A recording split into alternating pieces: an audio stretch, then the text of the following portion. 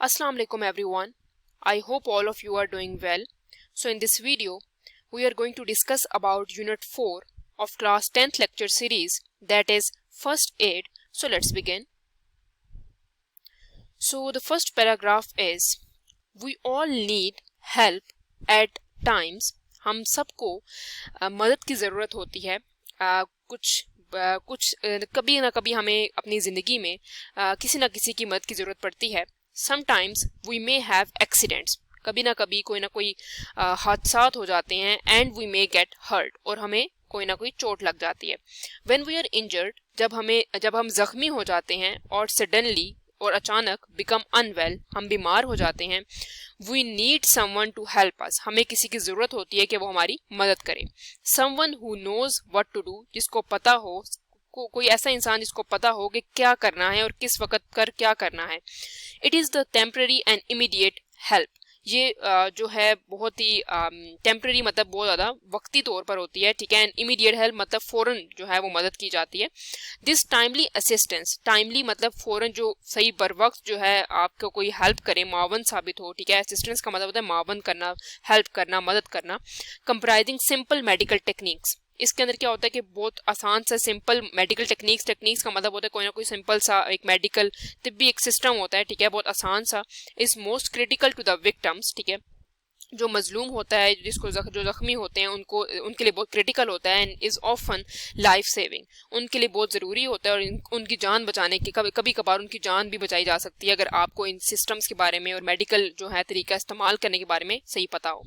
Any ले person can be train, कोई आम इंसान, ले पर्सन मतलब कॉमन पीपल जो हैं, कैन बी ट्रेन, वो भी इस चीज़ के बारे में तरबियत हासिल कर सकते हैं. To administer first aid, administer मतलब इंतज़ाम, उसके बारे में आपको पता हो. फर्स्ट एड के बारे में, फर्स्ट एड सिंपली मीन्स के तिब्बी इमदाद, इब्तदाई तिब्बी इमदाद, ठीक है. This first aid can be carried out using minimal equipment. अब इसके अंदर क्या हो सकता है कि आपकी जो फर्स्ट एड है इसके अंदर ये इजीली हम लोग इसको इस्तेमाल कर सकते हैं बहुत आम सी जो है इक्विपमेंट्स को इस्तेमाल करके, आम सी जो चीज़ें हैं उसको इस्तेमाल करके, कम से कम चीज़ें इस्तेमाल करके. First aid knowledge ranges from taking care of cuts. इसका जो नॉलेज है वो बहुत स्मॉल चीज़ों से भी शुरू होता है और बहुत बड़ी चीज़ों तक चला जाता है. जैसे कट्स जो छोटे बहुत जख्म आते हैं उससे डील करता है, और कुछ अनकॉन्शियस विक्टिम्स जिस तरह कोई बेहोश हो जाए, कोई जो मरीज़ है वो बेहोश हो जाए, उसके बारे में भी ये वहाँ तक ले जाता है फर्स्ट एड, ठीक है. सो जो पहला है हमारे पास वो है कट्स एंड स्क्रैप्स. अब कट्स एंड स्क्रैप्स के बारे में हम पढ़ते हैं. उसके अंदर सेकंड पैराग्राफ है, हैंडलिंग माइनर एक्सीडेंट्स. जो आम जो एक्सीडेंट्स होते हैं वो छोटे मोटे हादसा हो जाते हैं एट होम, जो घर के अंदर होते हैं, और ऑन द रोड कभी कभी रोड पर ही पेश आ जाते हैं. Develops a sense of crisis management, मतलब बहरान का इंतज़ाम. क्राइसिस मैनेजमेंट का मतलब होता है बहरान का इंतज़ाम करना, मतलब प्रॉपरली उस टाइम पर फौरी आपने कोई ना कोई एक्शन लेना है. दिस में प्रिपेयर पीपल टू टैकल, ये लोगों को तैयार करता है. टू टैकल मतलब उस चीज़ से निमटना, ठीक है. विद अनएक्सपेक्टेड एमरजेंसीज, अनएक्सपेक्टेड मतलब गैर मुतवक्का तौर पर कोई हंगामी हालात हो जाएं तो इमरजेंसीज का मतलब होता है हंगामी हालात.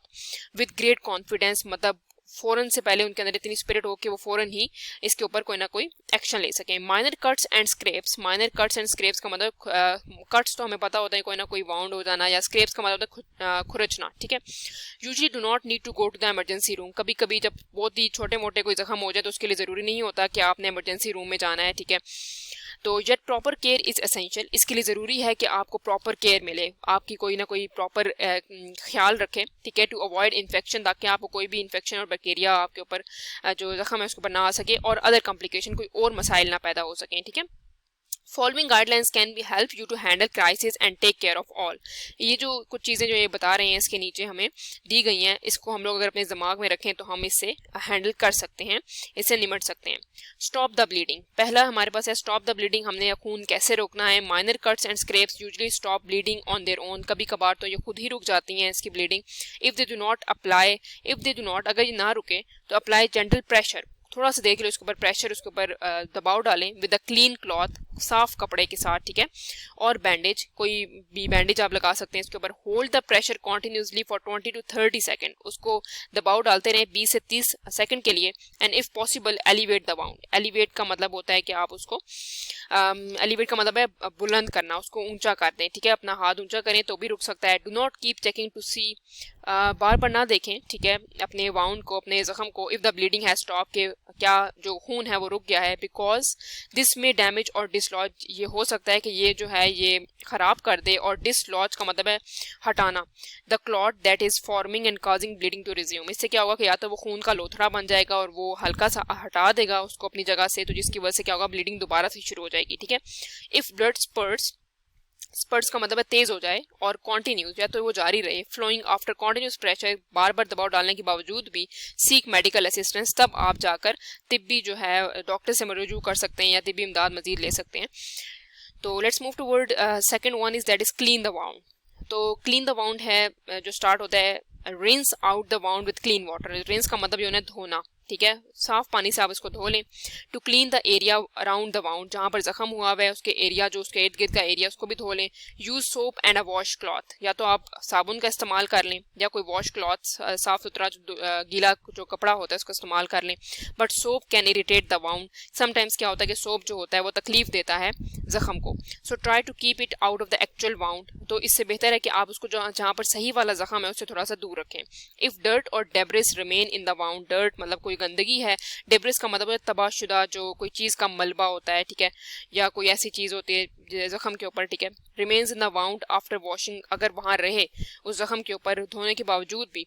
यूज ट्विजर्स, आप ट्विजर्स इस्तेमाल कर सकते हैं। क्लीन विद अल्कोहल, उसको साफ कर लें पहले से ही अल्कोहल से, टू रिमूव द पार्टिकल्स, जो उसके ऊपर छोटे से ज़रात हैं उसको हटाने के लिए। इफ डिब्रिस स्टिल रिमेन्स, अगर यहाँ पर फिर भी डिब्रिस रहे, जो मलबा है छोटा सा वाउंड का, सी योर डॉक्टर, तब आप डॉक्टर से रुजू करें। Thorough cleaning reduce the risk of infection and tetanus, जो आप प्रॉपरली अगर साफ करें तो इससे इन्फेक्शन भी नहीं होगी, और वो रिस्क जो है टेटनस का, कि आपको कोई ना कोई वो जो इंजेक्शन देने होते हैं उससे भी आप बच सकते हैं। Another one is apply an antibiotic after you clean the wound. Apply a thin layer, अगर आपने साफ कर लिया है अपना वाउंड, उसके बाद आप thin layer of an antibiotic cream लगा सकते हैं, और ऑइंटमेंट जो आपको हेल्प करेगी, मदद करेगी, कीप द सरफेस मॉइस्ट, ताकि आपकी जो सरफेस है वो मॉइस्ट रहे, नमी उसके अंदर रहे। The products do not make the wound heal faster, products कभी भी जो हैं, कोई भी ऑइंटमेंट होती है वो हेल्प नहीं करती कि आपका जो जख्म है वो जल्दी ठीक हो जाए, but they can help your body natural healing process work fast. इससे क्या होता है कि जो आपका प्रॉपर वैसे भी जो आप हीलिंग प्रोसेस होता है कि आप कुछ अरसे में ठीक हो जाते हैं, ठीक है, वो बस ये स्पीड अप कर देती है उस प्रोसेस को कि जल्दी आप ठीक हो जाते हैं, ठीक है।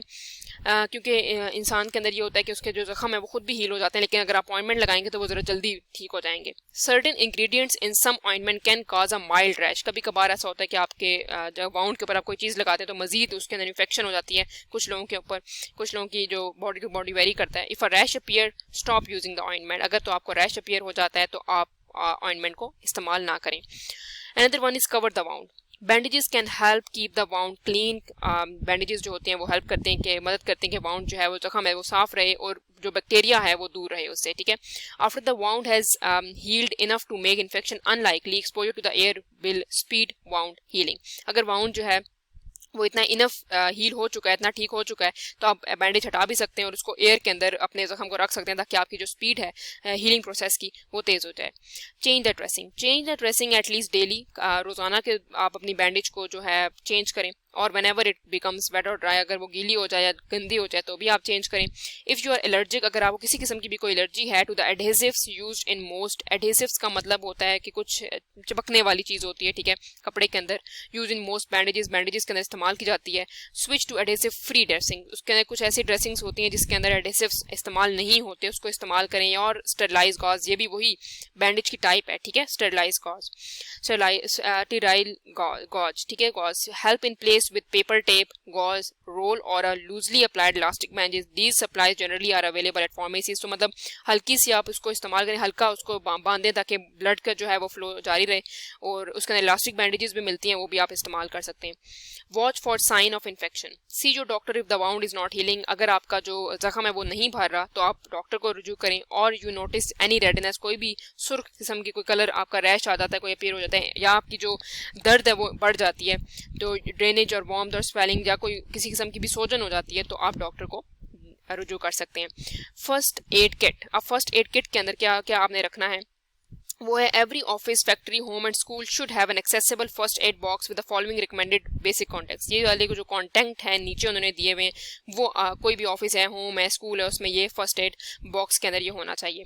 फर्स्ट एड बुक होनी चाहिए. Clearly explain how to handle the basic problem. कैसे आप प्रॉब्लम्स जो है कोई इश्यूज आते हैं तो आप उसको कैसे मेडिकल इश्यूज को असिस्ट कर सकते हैं और सॉल्व कर सकते हैं. Second one is band aid plasters. मतलब कोई बैंडेज जो है, ठीक है, are good for dressing small wound, जो हेल्प करती हैं छोटे जख्मों को बेसिकली हील करने के लिए. दे कम इन ऑल शेप, हर तरह की शेप में और साइज में होती हैं, for fingers, legs and anywhere. Else you might get little cuts. अगर आपको कोई छोटे मोटे खराश आ जाती है, make sure the band aid is big enough to cover the wound, कि आपका पूरा जो जख्म है उसको वो कवर कर सके. If not you should use are dressing instead. इसके बेहतर है कि अगर आपको वो कवर नहीं कर पा रहे हैं आपके वाउंड को, तो आप कोई और जो है वो ड्रेसिंग इस्तेमाल करें. इलास्टिक बैंडेजेस होती हैं. The elastic bandages are good for wrapping strain joints और making a sling in the case of broken arm. ये सिर्फ हेल्प करती हैं जब आपका कोई बाजू वगैरह टूट जाए तो उसके लिए हेल्प करती है. Gauze and adhesive type adhesive step जो होती हैं, और गॉज पैड्स और rolls are cloths pad that are placed directly on the wound to protect and control bleeding. You will adhesive और for large cuts and scraps, ठीक है, you will need adhesive tape to keep the gauze in place in an emergency. A clean cloth, hand towel, clean T shirts can use to cover the wound. ये basically एक type है bandage की, ठीक है, जो help करती है large जो कट्स हैं उसके लिए. अगर आपके पास ये अवेलेबल ना हो तो आप हैंड टॉवल्स भी इस्तेमाल कर सकते हैं, और टी शर्ट्स वगैरह भी जो साफ हों. एंटीसेप्टिक वाइप्स होने चाहिए, alcohol swaps and cotton wools. Safety pins, tweezers इस्तेमाल कर देते हैं. सीजर्स का इस्तेमाल ताकि आप बैंडेज जो है वो कट कर सकें, ठीक है. The next one is latex gloves जो हैं वो इस्तेमाल करनी चाहिए अगर आपको, ताकि आपको किसी किस्म की भी इन्फेक्शन ना हो, दूसरे जो स्ट्रेंजर है उससे आपको इन्फेक्शन आ सके. कैलामाइन लोशन है जो इस्तेमाल करते हैं ताकि आप जो है सन बर्न है, अगर आपको कोई हीट हो जाती है सूरज से तो उसके आपको बचा सकते हैं. ये क्लिनिकल थर्मामीटर ताकि आपको टेम्परेचर जो है वो मेजर किया जा सके. एनाल्जेसिक टैबलेट जो होती हैं जिससे पैरासीटामोल है, एस्पिरिन है, जो बेसिकली पेन किलर के तौर पे काम करते हैं, वो आप अपने फर्स्ट एड बॉक्स के अंदर रख सकते हैं. So that is all about first aid chapter. So let's move towards its question answer. So here is question answer of unit 4, that is first aid. So let's move towards question number 1. You should not keep checking if the bleeding has stopped. Why? तो इसका मतलब है कि क्योंकि इससे या तो आपके जो ब्लड जो है वो दोबारा से निकलने लग जाएगा, ब्लीडिंग होने लग जाएगी, या फिर वो क्लॉट सा बन जाएगा तो वो दोबारा से ब्लीडिंग हो जाएगी, तो ये ज़्यादा डैमेज करेगा आपके जख्म को. Second question is why is it necessary to keep away soap from wound. क्या ये क्यों ज़रूरी है कि आप जो है वो सोप को दूर रखें अपने जख्म से. तो उसके लिए ज़रूरी इसलिए ताकि क्योंकि उसके अंदर कोई ना कोई हाइड्रोजन पेरोक्साइड और आयोडीन होते हैं जो कि आपके जो लिविंग सेल्स हैं उनको हार्म करती है. तो ये जो है ये इरिटेशन करने लग जाती है, उसको मजीद दर्द देती है, तो इसलिए बेहतर है कि आप सोप इस्तेमाल ना करें. How is an antibiotic creams और ointment good in healing the wound. तो बेसिकली ये इसलिए हेल्पफुल होते हैं कि ये नेचुरल प्रोसेस जो होती है उसको स्पीड अप कर देती है, ठीक है, और जो मजीद जो हार्म सेल होते हैं उनको भी स्पीड अप करती है कि वो जल्दी रिकवर हो जाएं, ठीक है, इन्फेक्शंस को वो दूर रखती है. Now the fourth question is what should we do if you are allergic to adhesive material used in most bandages. तो आप adhesive free जो हैं इस्तेमाल कर सकते हैं, adhesive free bandages, elastic bandages इस्तेमाल कर सकते हैं, या itching की जो क्रीम है, एंटी इचिंग क्रीम्स, वो लोशन इस्तेमाल कर सकते हैं ताकि आपका जो एरिया है वाउंड का, जो जख्म का, वो मॉइस्ट रहे, और स्क्रैचिंग से भी अवॉइड करें ताकि आपका जो एरिया है वाउंड का वो सही रहे. When do you need to see doctor. जब कॉन्स्टेंट पेन हो आपको, ठीक है, तो या पेन नहीं जा रही हो या कोई भी ऐसा इशू हो जिसकी वजह से रैश रेडीनेस हो, ठीक है, तो आप इसको डॉक्टर को रुजू कर सकते हैं. What should your first aid kit consist of. तो ये सब चीज़ें हमने लास्ट डे डिस्कस की हैं कि हमारे पास बैंड एड होनी चाहिए, elastic bandage, gauze, adhesive tapes होनी चाहिए, analgesic tablets, paracetamol, thermometer, lotions, ठीक है, थर्मोमीटर है, लोशन है, लेटेक्स ग्लव्स हैं, सीजर ट्वीजर्स और पेन्स वगैरह को आप इस्तेमाल कर सकते हैं अपनी फर्स्ट एड बॉक्स के. स्कूल्स और कॉलेजेस वगैरह, ऑफिस वगैरह में ये मौजूद होनी चाहिए ताकि जो इंस्टेंट फौरी जो तबी इमदाद है वो दी जा सके. So that's all from my side. If you have any queries you can ask me in the comment section. Please like, subscribe and share my channel. Thank you so much for watching.